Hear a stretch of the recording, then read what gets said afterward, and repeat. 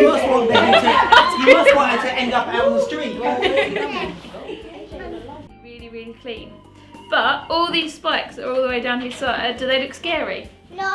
No? Would you eat him if you saw him with all them spikes? No. So all them spikes are really, really soft, so they're just there to scare away big birds. So the birds don't really like the look of him. But if you want to touch him, you can touch all these spikes and you can touch down his back. Just make sure you're only going one way, because if you try and push it the other way, it really, really hurts. So just make sure you're only going one way. Come on, Auntie Maureen, touch it. No thanks. No, you're not touching lizard. If you want to have a stroke, you're more than welcome to. If you want to have a hold, you're more than welcome to. He's got about 700 pairs of legs, so he's got loads and loads of tiny little legs, and they're all like sucker pads. So they're all very, very long. But every leg moves individually, so every pair of leg moves individually. Do you want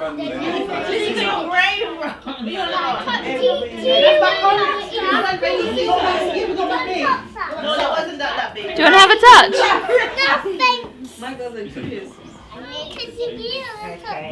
We'll do it together. So if you want to hold him, you have to pretend he's a giant sandwich. So you have to hold him like that. What? Frontwards? No, the other way. Well done, Kayla. Oh, good girl. Wow. You're fine. That's a drop in though, babe. Wow. It's a tortoise, darling. She's very brave, isn't she? Lay that side down. Guys, for me to come round for you all to have a stroke of him, you're going to have to try and be as quiet as you can. Now, he is a skunk, and he does come from America. Now, does he smell really bad? No. Now, imagine all the worst smells you've ever smelled all put together, and if he was to produce what he does as a spray, if he gets really, really scared, that's what he would smell like. So, rotten egg, burning rubber, everything that's really, really disgusting that you've ever smelled, imagine all them smells put together, and that's what he would smell like. So his easiest way of telling people that he's a smelly animal is to have these lovely stripes that he's got all the way down the back, which tells us, and it also tells other animals, that he's a really, really smelly animal and that you need to stay away. Now, if he sprays someone when he's out in the wild, he's not going to do it today, he's nice and friendly, so he's been with us for a long, long time now, and he's never sprayed anyone, so he's a nice, friendly skunk. But if he was to spray something, if something in the wild tried to attack him, and he didn't like it very much, that spray would last a whole year. So that spray can last up to a year, yep. So animals stay well away from us, but they don't just spray.